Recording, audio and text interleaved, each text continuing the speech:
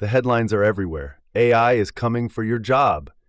It's a huge source of anxiety, especially in creative and analytical fields. But is the future really a battle of humans versus machines?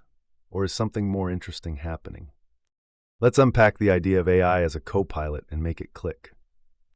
While some routine tasks are being automated, the big shift we're seeing isn't just replacement, it's augmentation. Think of it this way. A pilot flying a modern airliner isn't steering it manually the whole time. They use a sophisticated autopilot, a form of AI, to handle the routine parts, which frees them up to focus on the critical big-picture stuff, like navigating weather, communicating, and handling unexpected events. The AI is the co-pilot. This is what's starting to happen with work.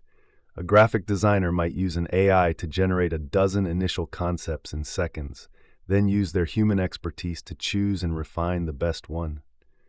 A writer might use an AI to summarize research or fix grammar, freeing them up to focus on creative storytelling. The AI handles the what, so the human can focus on the why and how. Here's the click moment. The most valuable professionals in the near future might not be those who can do a task without AI, but those who are masters at using AI to amplify their own skills and creativity. The challenge isn't competing against AI, but learning how to partner with it.